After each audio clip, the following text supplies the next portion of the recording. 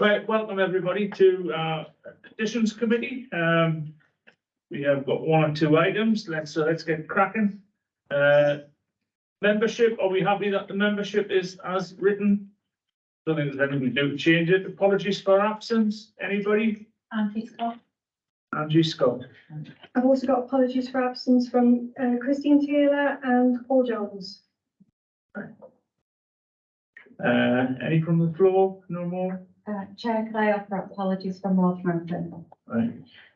Okay. Now then, minutes. We have the minutes of the meeting. Mark Swinburne. Thank you, Chair. Just on page 3, bullet point 3. As it says on the minutes of the previous meeting, so page 3, item 3. Bullet point 3. It makes reference to advice would need to be obtained from highways with matters being progressed by Cramlington Town Council. I'm not fully sure what was supposed to be progressed by Cramlington Town Council. I get some clarity on that, please. Was that the movable speed cameras? The The not speed, you know, the flashy button signs? speed signs. Yes. Okay. Might need to be a bit clearer on that if we could in the minutes, please. Well, we need clearer memories as well. So Yeah. I think let's see what happens today, and then it needs to be referred back. All right, Anything thank you. else on the minutes? See nobody. Right. Disclosure of members' interest. Anybody declare any? I see none. Right, now to the meat of the report. We have 3 items in front of us. One is the product of household waste and Military Road, and then there's ongoing planning one at Cramlington. Just because there's the petitioners, I just want councillor. We'll do a quick round robin of who's who, so everybody knows who everybody is, who's the councillor, who's a not. I'm Councillor Richard Dodd from Teelan North. Nicola Turnbull, Democratic Services Officer. Co-Assessor County Councillor Hexham Central with Egan. Councillor Mark Swinburne, Cramlington Village. Chair Fairfield, Councillor for Hartlepool. Chair Free, Councillor for Cressy in Blythe. Caroline Ball, Councillor for Ashington Central. Councillor Les Bowman for Hollywood Ward. Neil Snowden, Principal Programme Officer in the Highways Improvement Team. Listed Amendment Senior Planning Officer. Councillor John Riddle, Vallington Waterford Cabinet Member, responsible for local services. Brett Gavin, Head of Neighbourhood Services. David Groves, Contracts and Commercial Manager. Paddy O'Kelly, I'm representing the petition on product recycling centre. Okay. Andrew Clayton, Petitioner for Ministry Road. And Veronica Jones, I'm Teelan West Councillor, here representing the residents for the villages on the Military Road. And at the back, we've got Councillor Gordon Stewart and member of the press. Right, let's crack on. Who's taking this one? Yes, Mr. Kelly, sorry. So you have 5 minutes to present your petition. Then members will question, if they so wish, ask questions of you.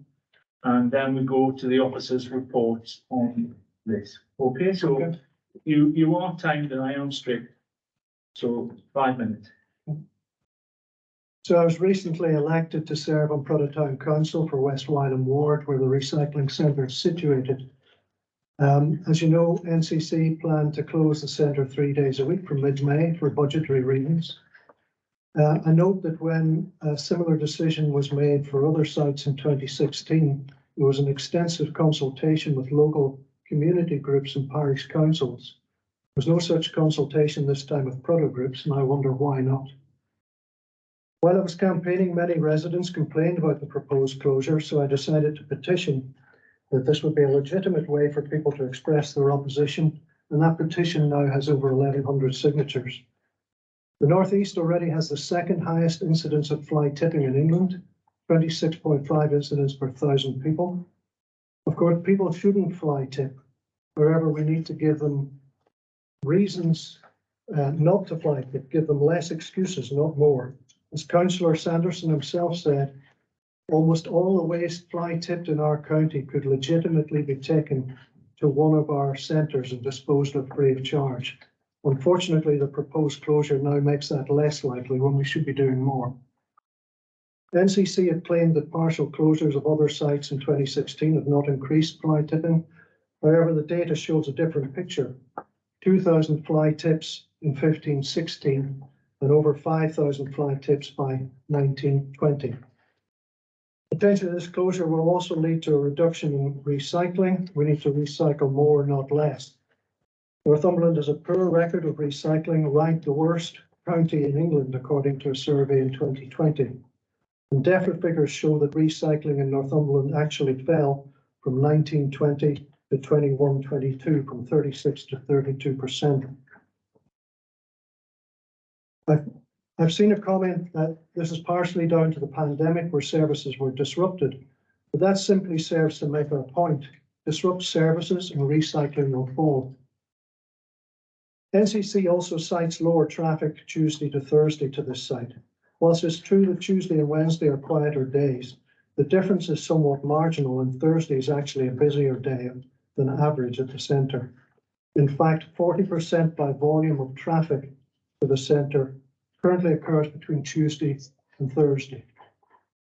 If the closure goes ahead, then inevitably this 40% more traffic will be there at the weekends, more pollution for residents, particularly on Broomhouse Road, from queuing traffic, which already occurs, and disturbance to residents. I note a sign indicating the closures, and that sign says that the nearest open facility, if it was closed, is Hexham. Return journey 26 miles, Blythe 44 and Ashington 52 miles. Can I remind the Council of its climate pledge? Council is committed to tackling climate change. Transport is the single biggest contributor to carbon emissions in Northumberland. We need to change the way we travel by taking shorter journeys. Seems to me this proposal is producing unnecessary trips and is therefore irresponsible in sending exactly the wrong message on the environment. NCC estimates savings of 30 grand per annum from the closure, but I don't believe this takes into account the potential of additional fly tipping in its clearance. The council spent £118,000 in 15-16 on 2,000 fly tips. By now it's over 5,000, and this will continue to climb if the closure goes ahead. So the estimated saving is maybe overstated and the real saving may be considerably less. This is also about local democracy. Clodagh Town Council has recently discussed this matter and has written to NCC to voice its opposition to the closure.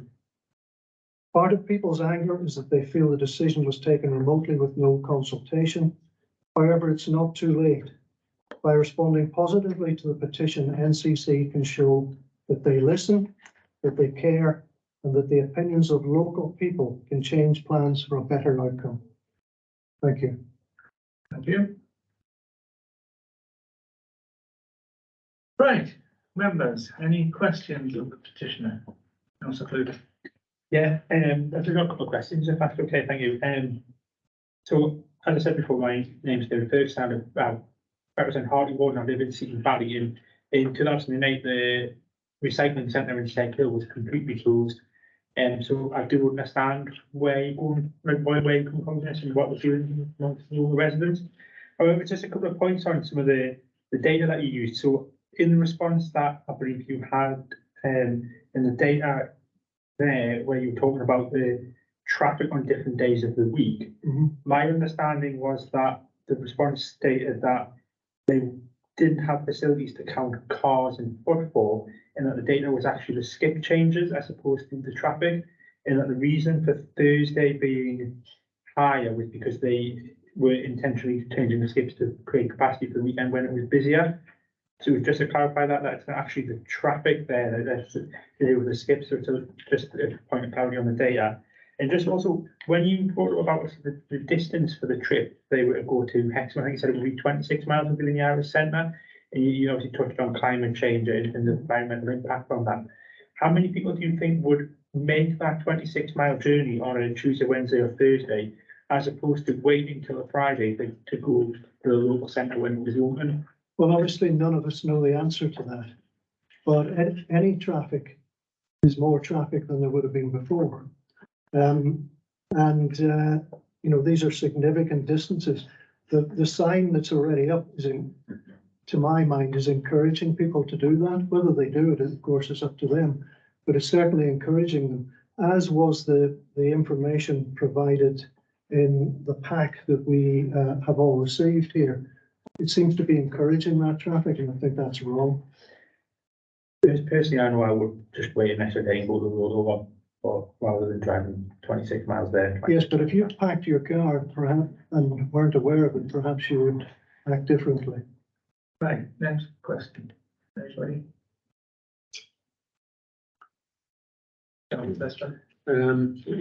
If the tip is enclosed, sorry, is closed at certain days, then, you know, it's been well advertised.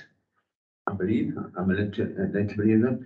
So therefore, people will get used to the hours and change their habits, if you like, accordingly. I mean, if you look at the analogy with the bin collections that we have outside, you know, people have their bin day and they know it's once a fortnight, so they don't expect it to be emptied any other time. But if there's a bank holiday or something, it's usually delayed a day. The information goes out and people put the bins out the day later. People are quite good at changing their habits outbound, certainly with that. So what makes you suspect that if it's open 4 days a week, Friday, Saturday, Sunday, Monday, that people wouldn't then change their habits? You know, they wouldn't just go hoping that the tip's going to be open. If it's well advertised, they would go when it is open and take their rubbish on those days accordingly. Well, I think we're focusing on what isn't the main point here. I only picked up on that because of what I saw on your signage that was encouraging people to make that journey. My bigger issue with all of this is the potential for fly tipping. And I noticed that even in the email that went out to councillors announcing it to councillors, there was a recognition that there may well be additional fly tipping. There was a comment that said you will be working with the people who manage the site to clear up additional fly tipping as quickly as possible. That, I think, is a more major point. And I wouldn't say that this has been particularly well advertised, other than the petition that I actually started. There was very little information about this at that point. And in fact, I was surprised to learn from residents that it was happening. Okay. But it is advertised at the tips and it has been advertised at other places, and it has been advertised in processes of the budget and things like that. I agree, it has now So been people could advertised, comment on it at those particular stages. but there's certainly no consultation has arisen from this. And yeah, and have you read the report on why the consultation wasn't held? Because of the 5 consultations under the other 5 sites? Well, I'm curious to know why it wasn't held. Well, it says, just tell you in the details. That the most efficient days for emptying the skips would be Friday, Saturday, Sunday, Monday. Sorry, not the skips, but keep the sets open. Well, Friday, Saturday, Sunday. can I make a comment on that? Because as you say, there is no data on actual vehicles entering the site. So the best information that's available is the number of skips that are moved per day. I noted the comment that on Thursdays they do move skips around. That wasn't quantified. So I've gone on the basis of all the information that was available, which wasn't much. On that basis, 40% of the skips are moved between Tuesday and Thursday. So to represent it as being significantly less on Tuesday and Thursday, and therefore justify I closing. think we're straying into technical details. We're going to get an officer who's going to give his take on this, and possibly the lead member, Councillor Riddle. Well, yeah. Mr. Luke, okay, you mentioned before that the report is that there may be sort of extra fly tipping on the days that it's closed. And that we're already making provisions for that. But that is a sensible thing to do, you know, just in case people aren't used to it, the turn of the tip, they haven't quite found out that the days it's not open, and so they're putting the stuff out. Now, this is what they've done on previous occasions, this is what they've done on that 5 tips. And it says it's something that they expect to go on with for 3 weeks. So that will explain that point, and then the hope that people will be used to it by then. And I'll follow the chair's point there, and I'll leave it at that, because as I say, the officers will follow that up. Yeah, on fly tipping, I remember when Von Thielen tip was mothballed way back. I had an awful lot of fly tipping. I think Councillor Jones was, because I live not far from the Kirkley one. Had some this week. A bit of metal basket and stuff was put in my farm gateway. So I don't know whose it is, it's a council, but I'll pick it up and it'll go into my scrap pile, so I'll make money when I eventually get to the scrap heap somewhere downtown. But it does happen, fly tipping. I think that there's a lot of reasons for fly tipping. I think it's the ones that we see are the people who are trying to dodge. They'll have charged somebody a lot of money to take stuff away, and rather than go and pay the tip, I think the farmer's gateway is the better option. But over the years, fly tipping has always been about, as I say, I think the ones are trying to dodge paying something, but we'll take either, Councillor Reid before I move to the officer. Yeah, thanks. I was just wondering about the petition itself. 1,120 people signed it. Do you know the location of? I'm just wondering how many local people signed it, because I see on the thing that I've got, one of the addresses was Whitley Bay.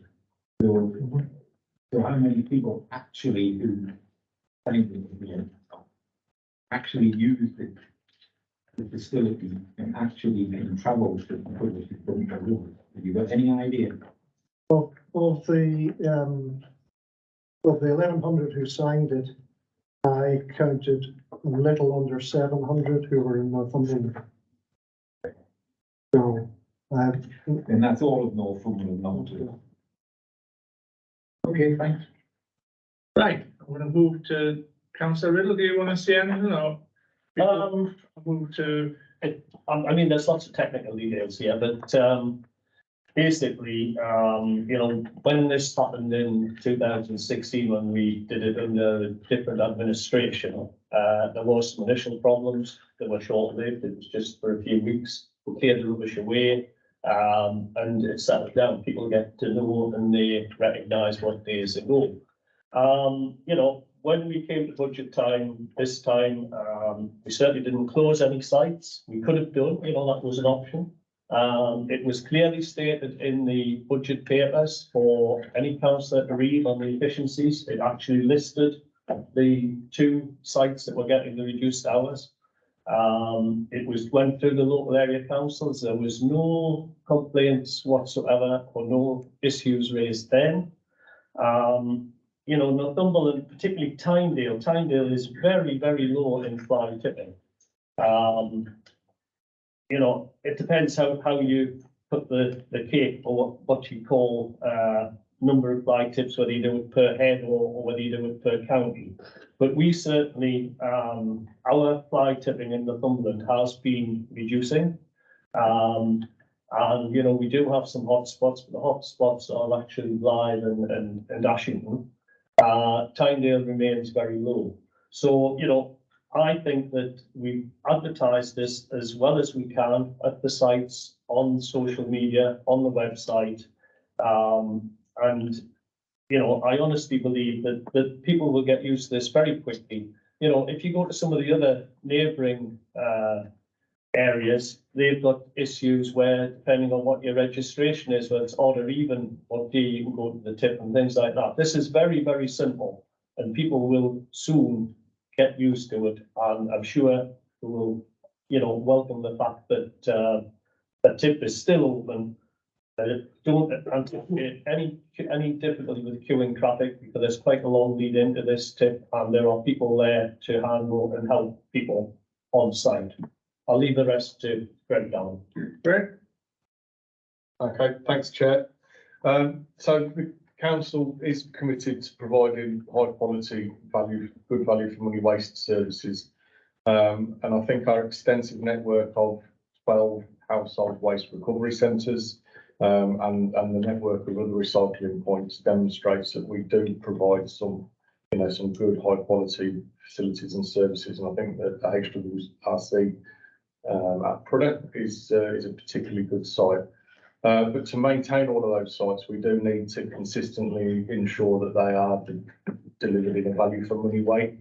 And the decision to reduce the opening hours of these 2 sites is definitely around securing good value for money in the delivery of these services, so that they can continue to be delivered in a high quality way.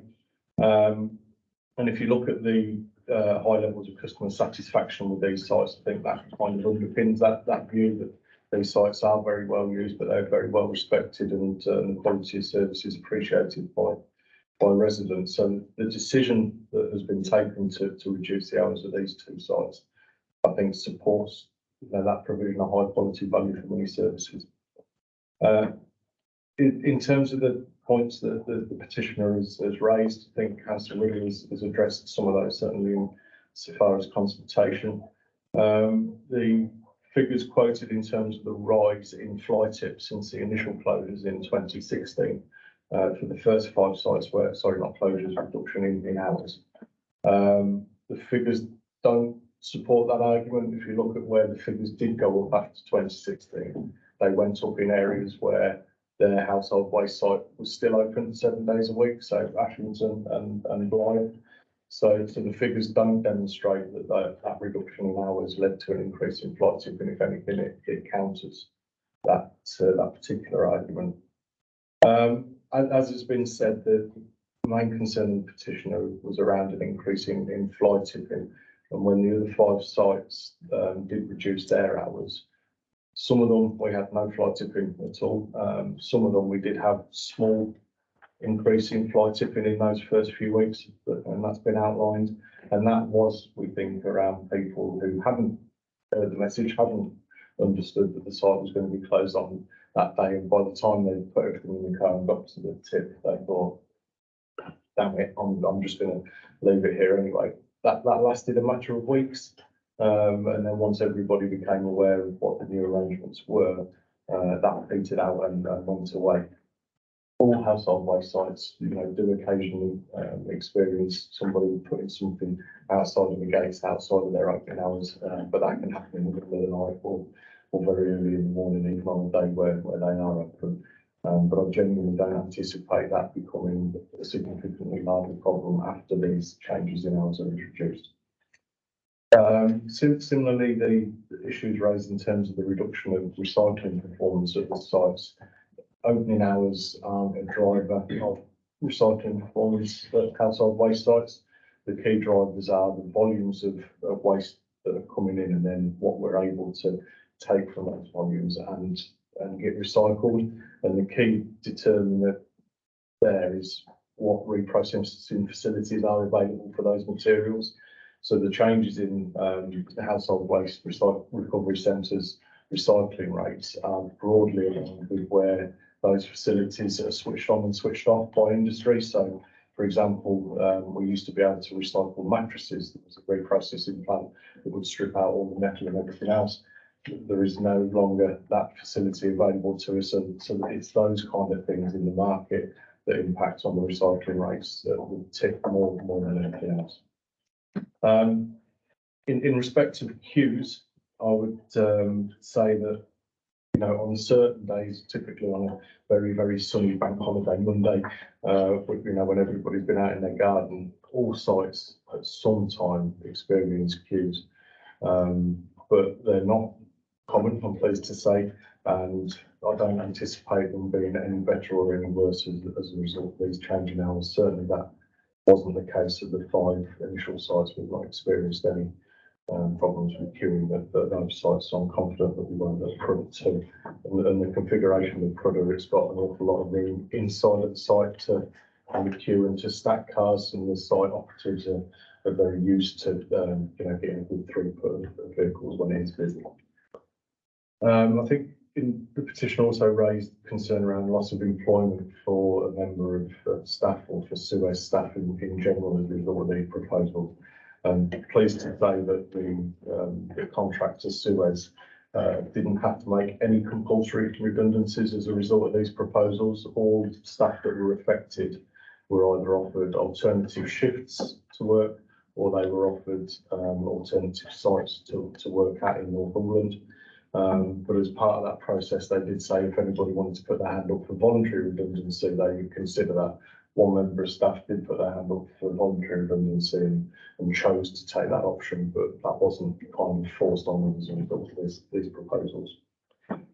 So, Chair and Committee, I'll just kind of point you to the recommendations that recommend that you know the content of this report really and supported decisions for the reduction of admin hours. Right, members, are we happy to support the recommendation that should be outlined here, or do you want to do something else? I'll ask some questions if you want. You can ask then I'll come back to that. Ask the opposite question. Right, so you said that there was only going to be £13,000 saving. Right, so if there isn't any redundancies, where does that £13,000 saving, and if there's still going to be people working on the site that the day that's closed, would it not make sense to just keep the doors open rather than shut the doors when actually there's still going to be staff working there anyway? So where's that 13k coming from, or where's then the actual savings coming from? So it's a £30,000 Right, saving where's it coming from? rather than £13,000 saving. The details in terms of the pounds and the pence that are being saved were worked up by our contractors because it's Suez who operate the sites. But so I don't have the exact figures, but I know that they looked at the reduced operating hours for all of the expensive infrastructure that's required to service the sites. So around haulage costs, being able to condense that and reduce the working hours of those vehicles as well as the staff on site. So there wasn't a need to make anybody redundant. Everybody was offered alternative. As I say, I just think if there's going to be staff working on that site on the days that's closed anyway, it would make sense to still keep them gates open and have it operational, because I can't see removing services anywhere in the west and adding to the mileage and everything else. But I think it made some really good points about the environmental stuff. But I do think obviously that knock-on effect with fly tip, and you may argue, I would honestly say that there will be a knock-on effect, especially if on the days that it is open, you've got a queue a mile long. People are just going to, especially on hot summer's days, they're not going to sit in a queue. They're going to dump stuff outside the house. They're going to report flies if they're not. I do think there will be a knock-on effect. And you may disagree, but I do think that the staff won't be on site, keep the doors open, and it's going to end up costing them more. Right, do you want to answer that? Before I go to Les Bowman? If I can just answer that, because otherwise I'll lose track. But in terms of sort of experience of the other sites, our view is different in terms of that. I think it will be a significant increase. But just to add to that, what is detailed in the report is we have monitoring agents in place which will enable us to see whether there is a significant increase or not, and if there is, we will introduce kind of mitigation to make sure that doesn't cause a blight in the local area. Okay, Les? Yeah, does this site actually take business waste? Yes. And do you think businesses are going to hold on to their waste on the days that it close? Businesses don't use those sites, so business waste shouldn't impact on that site at all. They can't currently take it to that site on every day of the week. Okay. So have you got Bob the builder, is it Ward, who is working down the street, and he's knocking a few walls out, and he wants to recycle the plasterboards and a few bricks and things. You could take that on, couldn't you? No, Bob the builder or any other commercial operator can't currently use any of our household waste sites. They are there purely for households, for residents. There's no commercial activity at those sites. Do you know the distance from County Hall to Newcastle? Off the top of my head, I use Google. Okay, it's 15 miles. And yet you're expecting residents to travel 13 miles to the nearest recycling centre, which is Hexham. No, Kirkley Hall. Kirkley. Yeah. Kirkley Thorpe West Thorn, there's one there, it's half the way to Hexport. Okay. If you look, it's in the report. Councillor Smith. Thank you, Chair. Greg, if I could just ask, this is a planned change, and as you've explained, you're putting in mitigation for any potential fly tipping. I'm aware, because it's happened to me, that there are occasions when, unfortunately, we've had to close at short notice our recycling centres because of adverse weather conditions, high winds, etc. Are you aware of any associated increase in fly tipping because of unplanned changes, unplanned closures to our waste recycling centres? Has there been a sudden spike because of people showing up and finding, oh, it's shut because of the weather? And then you associate, mass fly tipping because of that. No, When they're being shut, for a day or 2 days because we had. yeah, I mean, often they are shut for less than a day, but no, there's not been any corresponding increase in flight tipping when those events have happened. Yeah, thanks, that's all. Okay, councillor Reid, I'm trying to roll this up. Thanks. I was just wondering about the consultation, what consultation, we've heard that the people have been much or any, what consultation did we undertake before we decided to change the hours? Yeah, well, Jeff, this has been a bone of contention, hasn't it? Because when we changed the policy, I suppose, in 2016 with the Labour administration, when we closed we reduced the hours at the 5, we did, or the administration did extensive consultation because it was complete change. And this time, because it had been done in 2016 and implemented in 2016, we didn't see the need to actually go to the parish councils and speak to them directly. But as I said earlier, it was at all the local area councils. It was clearly stated in the budget papers, and it was also at the scrutiny committees as well when it all went through in the budget time then. So, we didn't think that there was a need to actually consult directly on this occasion because it was something that we'd done as practice before.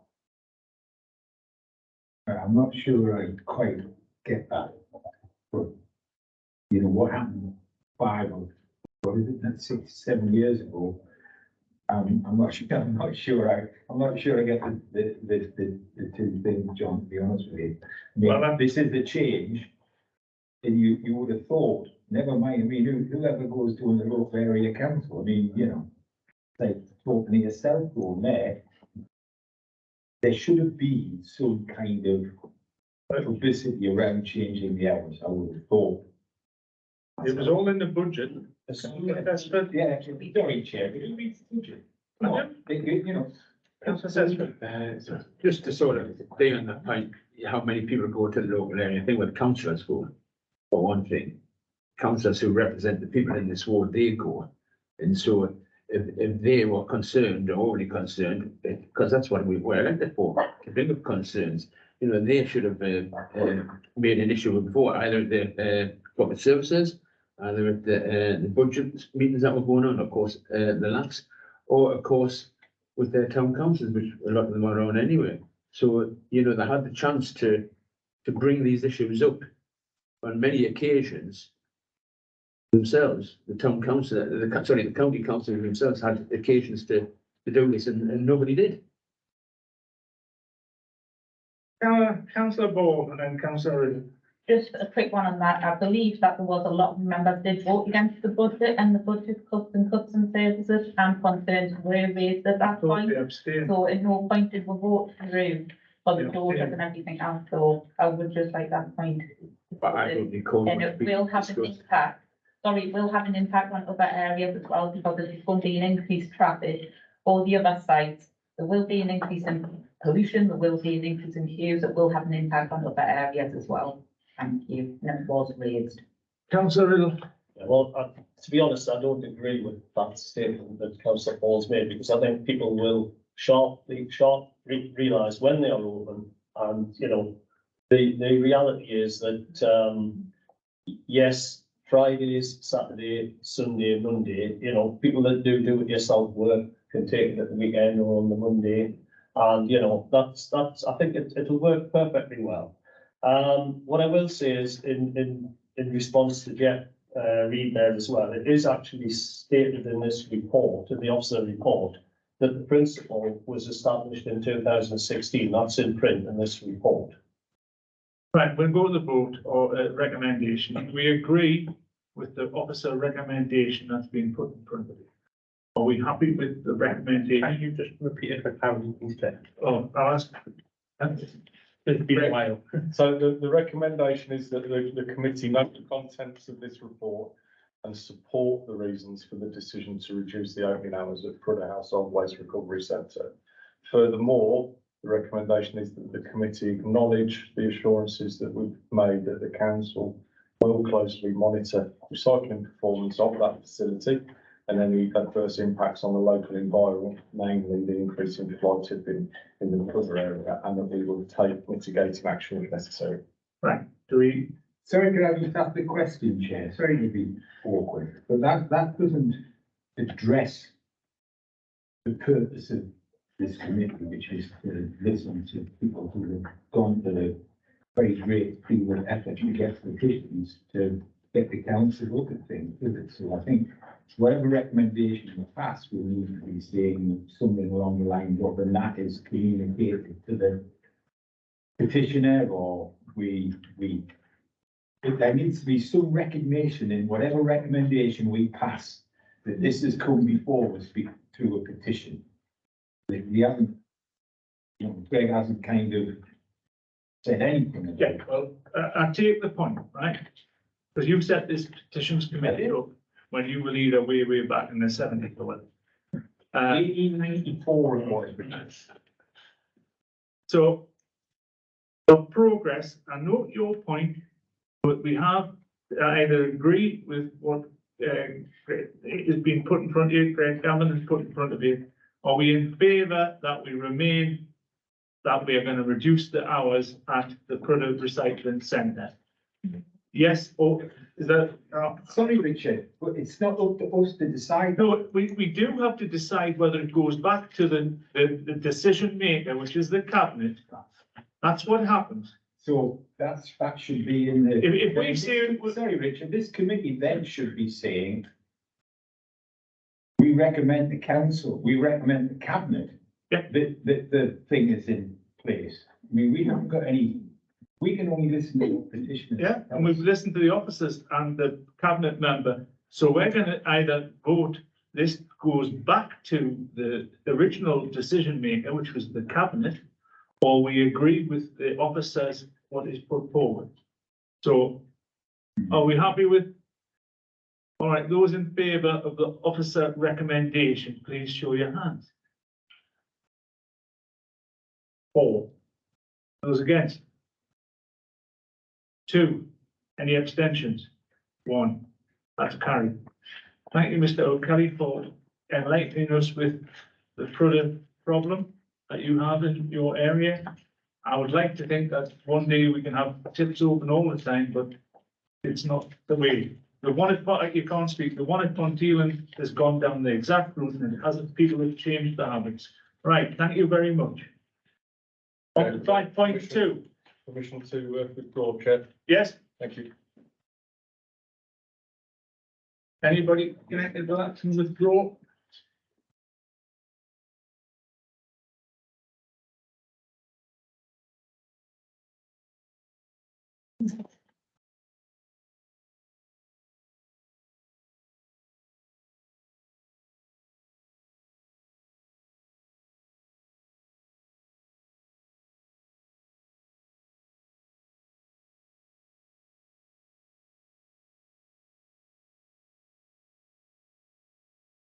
Anybody? Have you pressed the button? Probably keep it button. Right. 5.2. Update report on petition regarding community campaign to amend the use of the Military Road. Who's that? You said what? I've didn't written down. Mr. Clayton. is Mr. the- Clayton, is the lead petitioner. Yeah, Mr. Clayton, you've got the floor for 5 minutes. So are we giving them that discretion on? It's not in the protocol about any speaker for repeat reports. There's a repeat. This is a repeat report. I'll- This is an update. Well, I think I'll let you a few minutes to outline to the members what your petition's about, then I'll go to the update, okay? I'm not a bad person. Thank you. The report is around the safety of the military road, the B6318, and the impacts to the residents along it. We've received feedback from the report, which we thank the Petitions Committee for. We just had a couple of comments that we'd like to raise today, if possible. I think the report has done a really good job of outlining the safety concerns along the road and highlighting a priority list against those, which is fantastic. We do feel, however, it doesn't really take into account the human aspect of living against the road. And that's something that we'd like to address. On the takeaways of the last meeting, there's 4 action points. 1, further speed surveys to be undertaken in the locations highlighted to identify traffic speeds. I believe most of that has been completed. I'm not sure we've seen results from Harlow Hill though. However, based on what I'm about to say, it might not be required. Point 4 was consideration also be given to strengthening existing advisory signage to HGVs to try to encourage the A68 and A69. Further dialogue to be made with the main haulage users in the area to encourage the use of the A68 and A69. As of yet, I'm not sure I've seen any of that dialogue, if it's happened, and if it has, I'm afraid it's failed because we're still seeing the same levels of HGVs using the road. On point 1, the Harlow Hill speed limit, I'd just like to raise the fact that there is now 20 houses or 20 dwellings within the village now, and as part of the DFT Circular 01/2013, I believe that the speed limit should now be reduced from 40 down to 30. It will also solve the confusing signage which is shown on the entrance to Harlow Hill eastbound with a 30-mile-an-hour curve sign and then a 40-mile-an-hour speed limit. In regards to point 4, if there has been any dialogue with the HGV operators, we haven't seen a drop in traffic at all. So we would like to encourage the next phase really of looking at the planning permission for both Barrowsford Quarry and Swinbourne Quarry, which outlines in the policy TRA2 to minimise any adverse impact on communities and the environment, including noise and air quality. I believe in the report there was a suggestion that we could follow a legal agreement with the hauliers to either advise them to use another route or potentially amend that within the planning rules as well. So a big thank you for everybody for the report received, and we'd like a couple of other actions to be considered. Right, I'll go straight to Neil. Thank you. I have actually got the speed data here for Harlow Hill. Great, fantastic. That was completed in November last year. I can send these to you later on, but just a quick summary. The average speed was recorded for eastbound. Average speed was recorded to be 35.7 miles an hour, and the 8% was recorded to be 40.5 miles an hour. For westbound, average speed was 33.8 to the 85% out for 38.9 miles an hour. And so based on the data available there, that the vehicles are sitting for that 40 mile an hour limit. There's no criteria for any enforcement. But just to let you know as well, I know Councillor Jones is funny here. The VAS sign, vehicle activated sign. It's a fairly lengthy process because we've got to go for scheduled monument consent, which is it's obviously a site of archaeological interest, so that's going to give some time to resolve, unfortunately. But that once that's in place, that will help reduce speeds as well. It's been 3 years, so. I know. I don't know how long it takes for the scheduled monument consent, but we'll hope you have an update when you get your next members' reports. With regard that you mentioned in your update, you mentioned some you sent a sound clip on iCloud. I wasn't able to access that unfortunately, but if you can resend that again, we can send it to environmental health and see if they can do anything about that. I couldn't access it either, but I just put my head out the window on the 696 and I got the real gist of what you want about.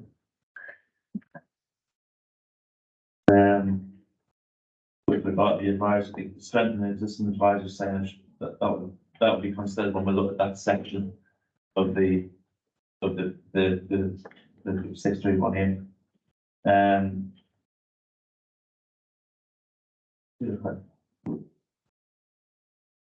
And with regards to the issues of the HGVs from Barrister Quarry and Swinburne Quarry, probably more appropriate that they are passed to fine enforcement as part of further investigation if necessary. And that's pretty much, I think I've covered everything you mentioned there. And obviously, read the report to update everyone. And the recommendation was that the petitions could ignore the content of the report and support the contents of the road safety study, which was attached as an appendix here. Councillor Riddle, do you want to comment on this? I don't really have any comment. I mean, it's a technical report. You know, personally, I'm quite surprised that the vehicle speed, you know, is within the 40-mile-an-hour limit at the 85% percentile in Harlow Hill, but you know, that's what the data tells us, so it must be right. I mean, I've come to the members. I mean, we have a farm on the top of Shields. So I'm well versed, even way back in the 70s, there was a lot of speeding traffic on this road. It's the military road. It's a fast road. And I fear, you know, here, It's not. well, it is, there's one more underneath it. But there's some junctions on there, and especially like the Robin Hood, that's a terrible get out. And there's, you know, there's things road, there's that swanky restaurant on that road as well. What do you call it, time when you go towards, and you know, the Matford Hall Junction is a nightmare. So I do sympathise, but I don't know what you know, what the further step would be. Right, members of the Councillor Swinburne. Thank you, Chair. And Councillor Reid. Neil, you mentioned there about a speed survey, which was taken in November. Yeah. What other month did you take the survey? I don't know if they're available. His recommendations for speed surveys is that it needs to be taken in two separate months with 2 different months with a 1 month in between. Typical neutral months, April, May, June, September and October. Because you need to take the variation between the two. And also we need to take into account the weather on the day, because that can have an effect. And if there's any wet weather, there needs to be in the calculation a variation of, let's say, kilometres are above 5 miles per hour need to be added on for wet weather. So if you've just got it for November, there needs to be another measurement taken, and take it between the two. So I know there's concern, people saying, oh, they're surprised it's, you know, under 40. But if it's only been taken for 1 month, it has to be taken for another month, and that's under CA 185 vehicle speed measurement. So any measurements that are taken can't. Do you want to answer that? 1 point? I do appreciate what you're saying about November, because I don't know what weather was like on all those days, but we can certainly arrange a further survey and given the concerns raised in the petition, that would be a problem. And also with regards to what the petitioner said, about the fact that there's like 20 or more houses on the roadside. He is actually correct. It's 20 or more houses on one or both sides of the road, minimum length of 600 metres. That does actually qualify for a 30-mile-an-hour limit now. So I'm pleased that you mentioned that, because I have it highlighted in the regulations.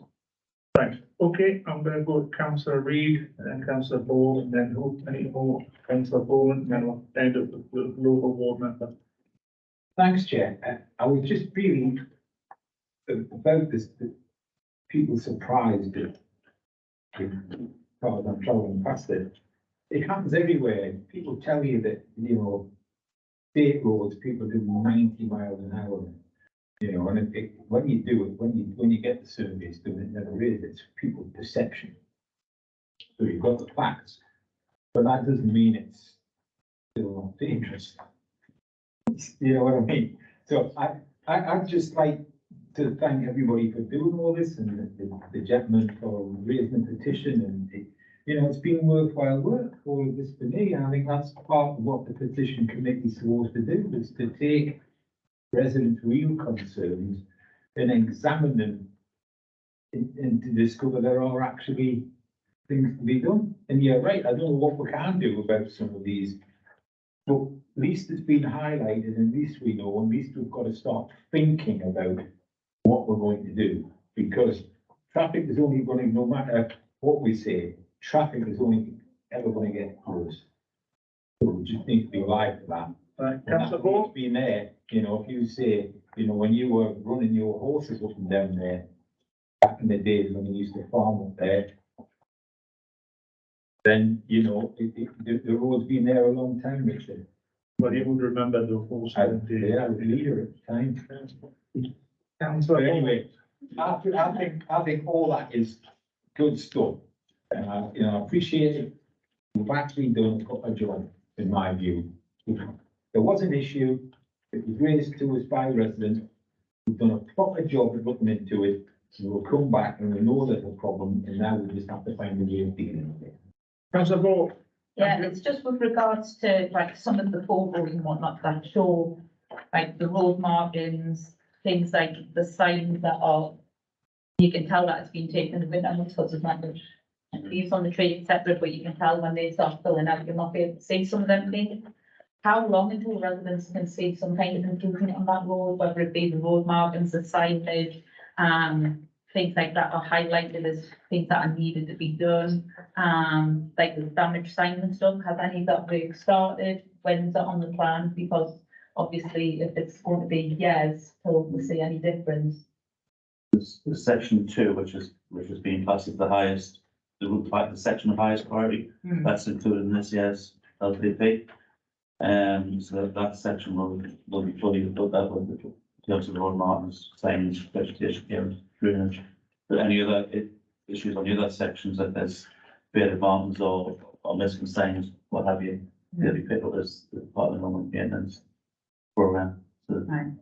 certainly that one particular section will have the different stuff, but the other sections would be part of the normal. Yeah.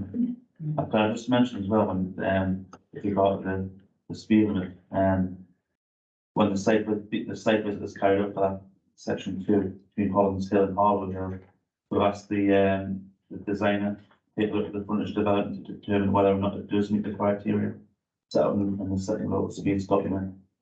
And as I've said, based on the current data, there's not really an issue, but we will do a further survey around about this time of year to see what the speeds are. Right, councillor Bowman? Yeah, thank you. It's a technical question. A lot of signage up there. Obviously, if you're traveling at night, it should illuminate with your headlights. I don't know what condition they are, but is it possible, say, in the very dangerous parts, crossings and so on, and dark corners, that it can be illuminated? Or is that not possible on this section of road?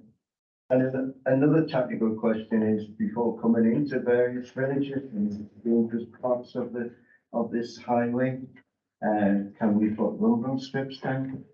In other words, to indicate the drivers actually going too fast if you're feeling the bumps, as it were. And allowed to do that. I would go against rumble strips because the next petition will be take them out for the noise. Anyway, I've got John Riddle and I'm going to go to.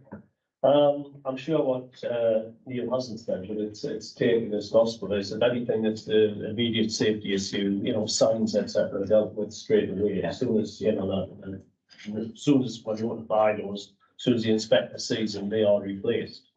I think that's probably all I want to really say at the moment, except that I have asked, and I've, you know, this has been going on for a long time.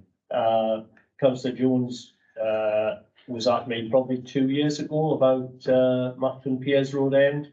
And, you know, I have asked particularly for us to have a look at all the junctions and see if there's additional measures we can do to warn traffic going out onto that military road, because, you know, I've driven down myself when things have pulled out straight in front of us, and it's a 60-mile-an-hour piece of road. And I don't know why that happens, but it's happened on more than one occasions to me myself, so it's certainly an issue. Right, I was gonna give last word to councillor Jones, but I'm gonna go. Yep, thank I'll you. ask Neil if he wants to get back after. I was going to carry on with a couple more things, but I'm pleased councillor Jones has mentioned about the VAS, because that's one thing that I was going to ask if there was a possibility of that, because I know they got put on the spine road, and with a number of accidents have been put into this report. I know that. Subject to historic England. Yeah. One of the things I wanted to pick up on is, have been mentioned, is the number of issues with signage, road markings, etc., which has been picked up here. And Neil mentioned about this coming out of the LTP. Is that normal for it to come out of the LTP? Or should this have not been picked up by the area officer anyway as part of maintenance? Because some of this seems to have been going on for some time, and I'm wondering why this has not been corrected over time. This is indicative in this area, but obviously, and I think there's a number of members could probably agree that we have issues with some of this in many areas where signage has slipped, damaged, worn, etc., etc. And I'm wondering if this should not be getting picked up all of the time. So this has come because of this report, but I'm wondering why it's not been getting picked up anyway over the years and just carried out and repaired as part of the maintenance programme. Does that come out of LTP funding, or does that come out of normal maintenance? Well, any damage to missing signs, replace like would come from, should do as part of the maintenance programme. But it might be, say, section 2 here, maybe improving the signs, maybe enhancing them, putting them on yellow backgrounds, for example. That would come through the LTP, because we're not replacing like for like. So I'm just hoping that the normal replacement isn't taken part of our LTP money, right? No, it shouldn't. No, it shouldn't. Okay. Right, councillor Jones. Thank you, and thanks for letting me speak. I've read the report, accept the findings, and I want to thank the officers for the amount of work they've put into this. It's a mega report, so thank you. And do welcome all the proposed actions. I would like some clarity at some point on the signage at Holton Shield, mainly because I think it's me not reading it properly. I can't see that they're in the right, they're there, and I want to talk to you about that, but I'll do that later. Because if you remember, I did have that in my member scheme that was put on one side while this report was done. We've done, previous looks into the heavy traffic along the military road, we've done signage, and certainly all those signs at Errington Arms, including the great big ones, were put there to try and stop heavy goods vehicles going along the military road and try and get them down onto the 69. Obviously, it's not been that successful. But I am disappointed as far as the speed is concerned. I take the speed survey, but it does, and clearly it looks like it is a perception of speed. But, if you've got heavy goods vehicles, speeds up to 50, 60 miles an hour at Holton Shield. Holton Shield and 40 at Harlow Hill. Then it's scary. In fact, it's very scary. It can be very scary. I've stood on the side of the road, with residents, with officers, with parish councillors, and even in the past previously with the police officers. And we've all jumped back as the lorry goes past. It's a scary perception. And, I think residents do, in my mind, have a right to not find where they live scary. We do have we want you to love where you live. It's one of our part of our corporate plan. And I think if we're going to build family homes, family homes mean families and children, and where they live shouldn't be scary. So I know people saying, I think Councillor Reid said it, the road's been there a long time, and that's true. But if we're going to give planning permission, and I'm glad from planning here, if we're going to give planning permission for family homes anywhere, then the residents moving to those houses have a right to be protected. We could say that road was already there, but still have the right to be protected. And I think we should be looking at that in part of planning and say, is this a suitable place to build houses? So either know that location isn't really suitable because it's on the side of a very fast road, or not fast, just a scary road, or making sure that the builders are part of that, protecting the residents, you know, not just selling the houses, but making sure that when they get there, then it's still a nice place to live. And back to, you know, we want you to love where you live. So that's it. So thank you, but I would have liked to have seen some speed limits in it. Okay, Les, did anything new? No, that's what I said. No, Les, sorry. Yeah, well, it's a follow on from that actually, and to answer the question I asked. We've had conversations about the road signs, but I'm more concerned about the coming up to various dangerous parts of this road, and obviously where there is houses. I did ask the question about rumble strips. Is there any other means on the road that we can We do indicate have to bit where hard. vehicles actually feel that they're coming into a dangerous area and they take care? We do have them at Harlow Hill, and I have wondered whether that speed survey has been since they were in.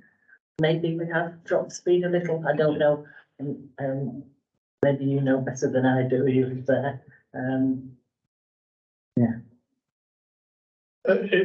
Go on, Neil. Quick one, when the site does eventually go in. I think I'm meant to say that there'll be a tape speed service all the time as well, so that the kit survey the vehicles will be able to monitor the speed on a regular basis. Thank you, Right, thank you for letting me speak. are we happy with the recommendation that we have? And, you know, we know everything that's gone on and we thank everybody for bringing. I mean, I know that, you know, it's a fast road. You know, I hope, you know, things like this, highlight this, that we get things done. I don't think we're ever gonna take HGVs away. I don't think that's within our gift. You know, because there's everywhere all over the county, there's somebody, you know, doesn't want to wake up and find there's a road at their garden and do away with the road. You know, I've got personal experience of one person somewhere who just seems to think we can stop all traffic. We can't. We have to keep roads open.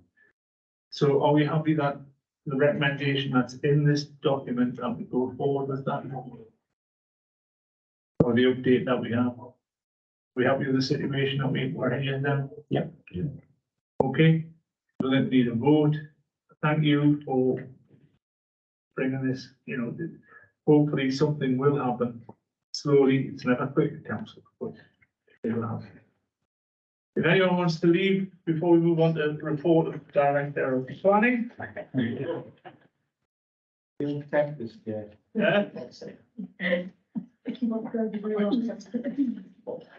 No, I don't want to keep anybody here who don't want to be here. You just have your continued on the emails. Right, 6.1, petition against ongoing planning issues of pedestrian safety and access to local services, RCOP on that areas, Cromlington. Remember, we've had this a couple of times, I think. Julia Dowd is not here, I don't think, no. Who was the lead petitioner. I believe Liz Cinnamon, it's your, I'll let you open up on this. Thank you, Chair. Yes, I do have some slides, members, that I thought would be helpful to just run through with you as well this afternoon. I want to apologise on behalf of the director, he's not here today, but I have spoken to Rob just before the meeting, and I'm going to take you through where we're at with the current petition. I need to stop that down before I go.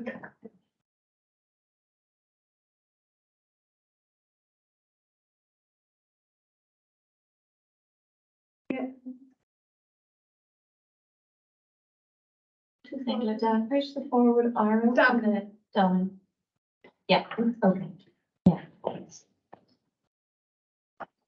So members, this is the master plan of the whole of the southwest sector site. You may be familiar with it, and I'm probably going over old ground with you, but sometimes I think it does no harm to just do a reminder of where we're at with the site. So this was granted consent back in 2015. It was an outline consent And the number of units there that we're looking at is approximately 1,600 units, okay?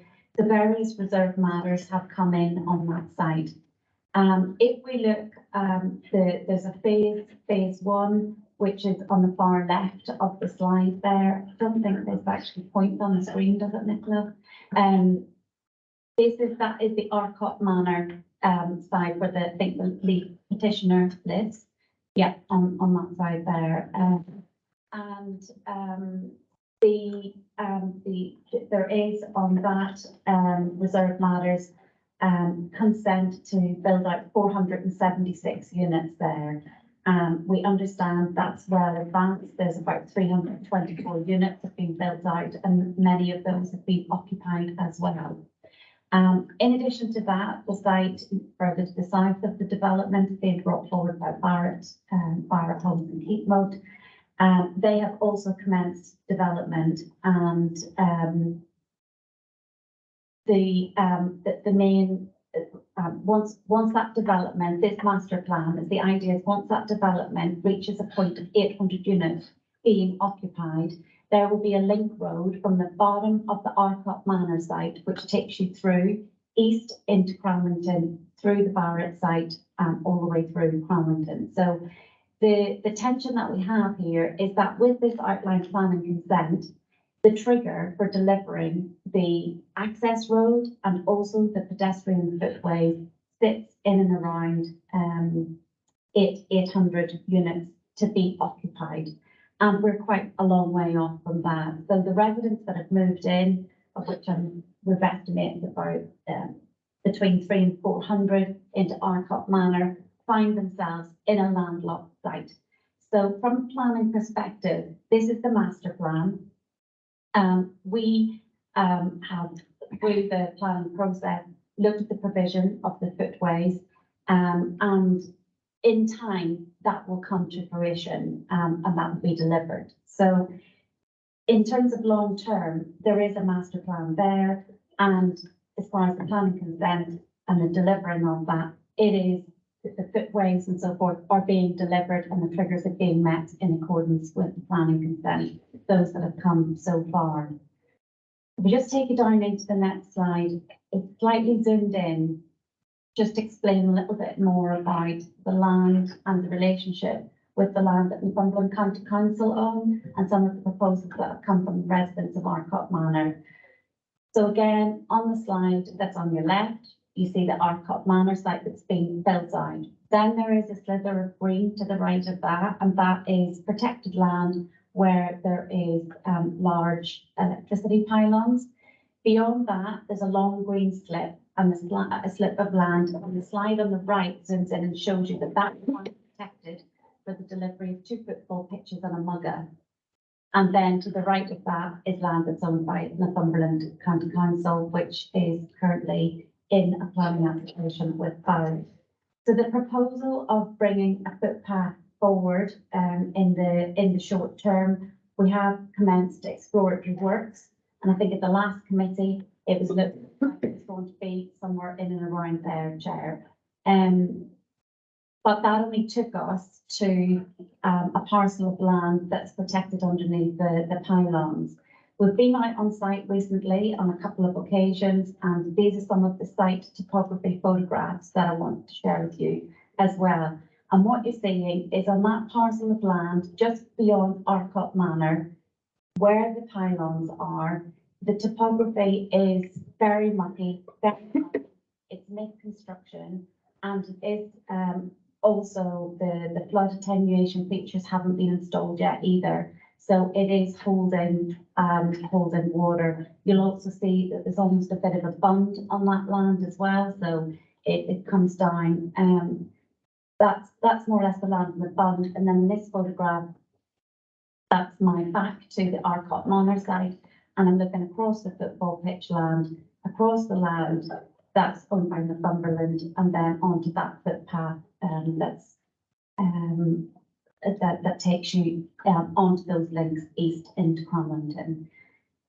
So the position from planning is that, I'm just bringing it back up to the master plan, if that's okay, is from a planning perspective, the development is being built out in accordance with the consent. And at some point in the future, those footways, suitable footways, will be delivered.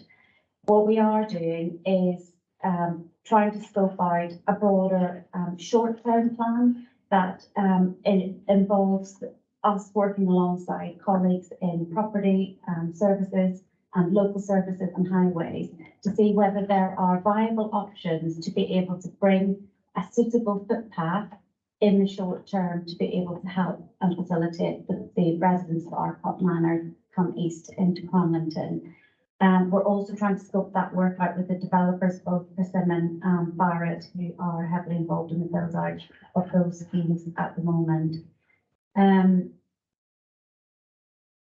As the photographs have shown, that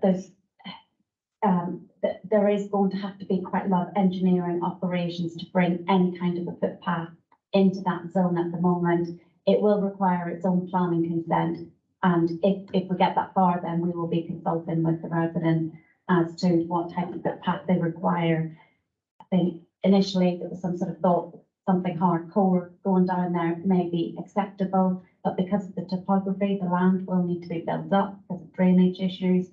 Also, whether there needs to be lighting there, is that going to be a short-term or long-term solution, and the accessibility of all users, including wheelchairs and pushchairs and so forth as well, needs to be considered too. So, members, in terms of the recommendation today, what we'd like you to note is that the planning master plan has got footways provided for, and there is a link road. We're not at the trigger points of those planning consents yet, so there is no breach there. We are separately working on a corporate level with colleagues within the council and with the developers to scope out whether there is a viable short-term solution that could be implemented that wouldn't affect the deliverability of such things such as full pictures, etc., on the land. So that's where we're at, Chair, and I'm happy for any further questions. Any questions? Councillor Swinburne. Thank you, Chair. So I need to check some things first. And I've already mailed Rob Murphy. I think there's some confusion about the football pitches because residents are of the understanding that they're not going ahead. And I know there's a bigger discussion going on about football pitches in Cronlington, and the potential that that money could be used to improve the current football pitches for usability instead of creating new ones. So that's a separate issue. The pictures that you showed there about the temporary footpath. So residents have pointed towards a different location, which runs. Now I know there's another planning application in, but the location of a temporary path would run around the back of the garden centre and link up with. There's a shop around the Beacon Hill area. And I don't know if that's been looked at because that's a grass area at the moment, and I understand that there's a planning application, but that wouldn't take up all of that grass area. So I don't know if that has been looked at because that's a grass area and it's not in the state that that is. No. And the only obstruction is a soil mound, which would need removing, and it just seems to be easier to put a temporary path in while we get to the stage where something's permanent in. What I wanted to ask as well is, when this does progress, is it just a path or does it include a cycleway link?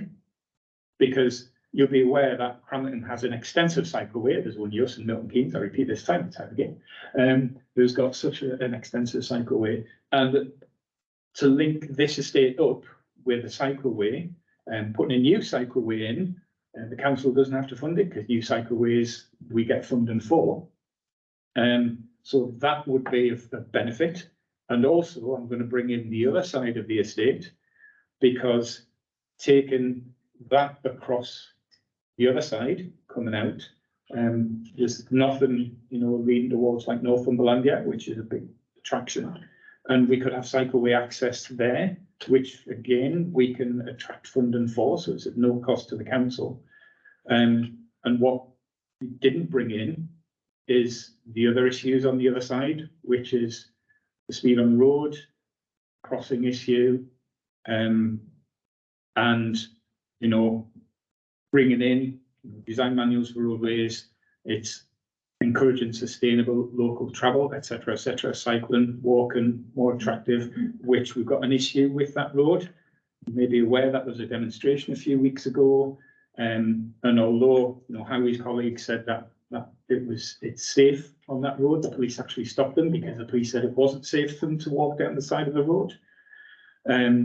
But if we can get some sort of cycleway access down there, I think it actually qualifies now for the speed to be reduced from 50 down to 40 because of the size of the development there. You know, we've got 40, which goes past East Hartford. I understand the issues they've got with getting from one side of the road to the other. You know, the children have to cross over to get the bus. So I'm struggling to see why we're not putting a crossing in there. There's a, you know, light control crossing off Moor Farm roundabout where people are just getting to McDonald's, you know, and the garage. So that will be a massive benefit, and it would help to curb some of the speed issues down there. So I think there's a few things that we perhaps need to look at. Sounds as if there's an awful lot to do that are probably beyond the scope of this committee. Am I right in saying things like that? Chair, I would agree with that. I think there is a real reach out for a short-term solution around the main bill ongoing.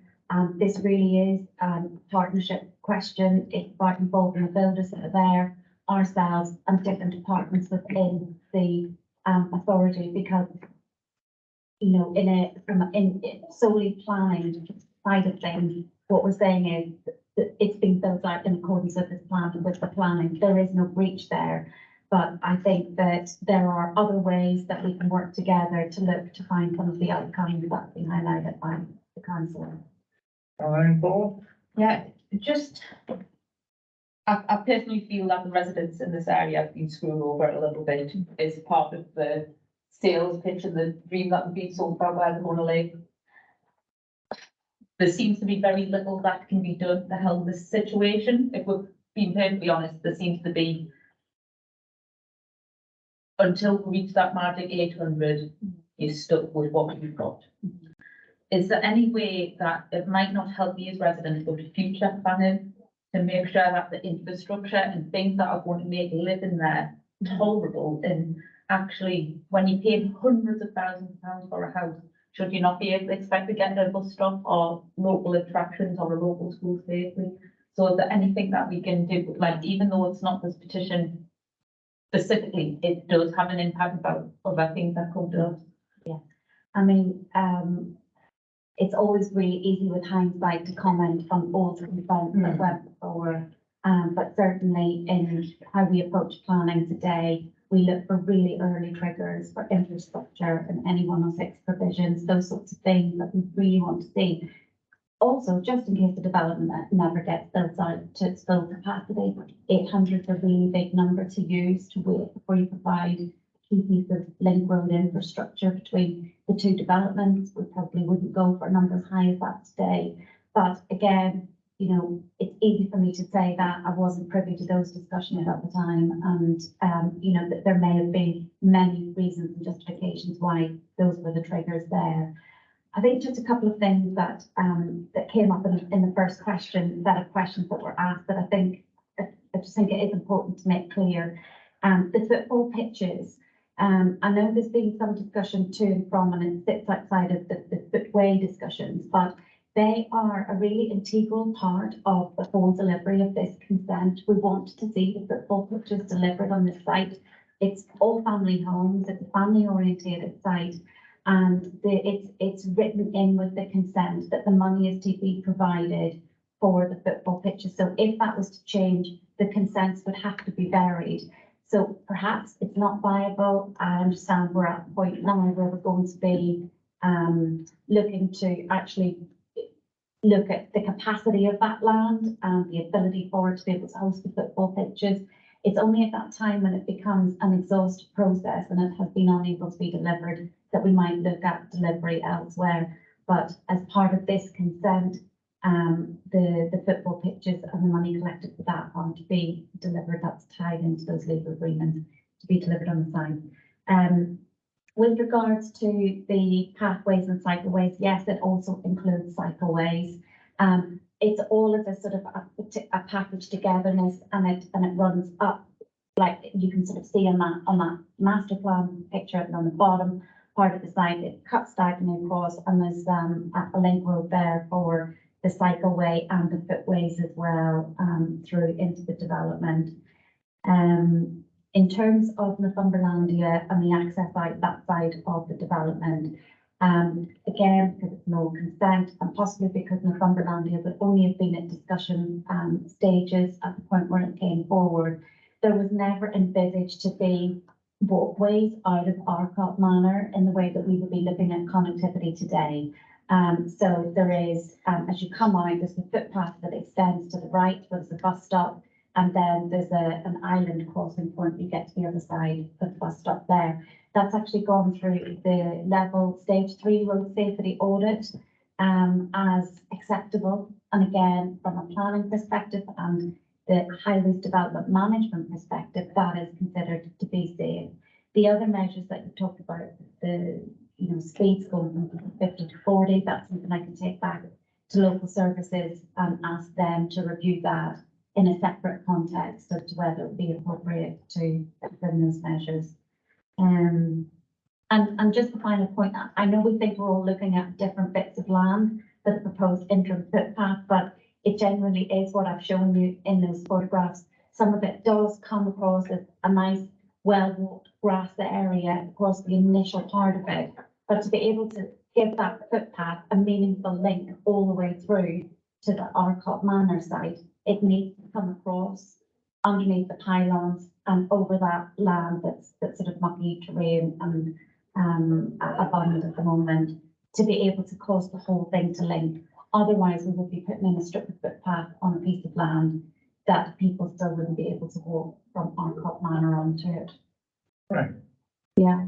Who was it, Caroline or Les? Are you Les? And when we had a discussion about this the last time, there was concern about the beginnings of the footpath on the estates, because the beginnings was going to be where the builders were building. Have we rectified or come up with a solution to that? And when you talk about linking it up from the estate and further into Cramlington itself, have we considered, like, the full plan is when it's all finished, where cycle tracks and footpaths will go, the link roads?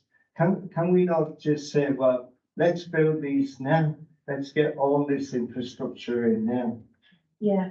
So I don't think it works like that, Les. yeah. I know. Chair, if you don't mind, I mean, we will of course be pushing on with the developers to keep going. I mean, I think we thought there's about 324 built and occupied on the Persimmon side. There's an awful lot of building going on the Arcot site, the Barrett site next door as well right now. But 800 occupied units, it's still a trigger some way away. What we do understand is that Barrett have built their part of the link road. It's not finished, but it is a drivable surfacing that sweeps down through the Barrett part of the estate into Arcot Manor. So we can continue to see if we can have discussions with the developer if they would move that forward, but I can't guarantee that because our trigger there is 800 units, and we'll see if we can get that sooner. And again, Councillor Bowman, we would ask for the cycleways and the footways to come online at the same time. With regard to the temporary footpath, you see there was some talk about bringing it through from the top part of the site across, but there was never any intention for the footpaths to come that way. If you were wanting to walk east into Cramlington and you lived in the northern part of that site, you would be coming down through the Arcot Manor site, down under where the proposed location is for the football pitches, and then east into Cramlington. Right. Thank you. I think we're we've got to let time take part here. Yeah. So I think Councillor Swinburne mentioned about cycleway possible funding for, like, might save us all a bit. Because at the end of the day, they all come down to us, don't they, to pay for things, rather than the developer who should have probably paid. But I don't think there's much more we can do with this until the passage of time takes place. So I'd like to park it for a year and then come back to it. Can I just ask one thing of highways? Is there anything stopping the council putting a light control crossing between the bus stops on that dual carriageway? £100,000, aren't Yeah, I mean, the way that I would recommend this through to David Lawson, local services, and ask him whether he would consider feasibility. I don't know where that would fall in the priority of every other piece of highway in the county. You have to come back to you on that, but that would be, you know, that's sort of like a separate piece of work that needs to be looked at. And as I say, through the planning process, the road safety audit at now the final stage is deeming that to be safe enough as it is, without there being any further interventions there. Such a lot. Right. Point being made. I was just gonna say, we have talked about the, possibility of putting some pedestrian crossing warning signs.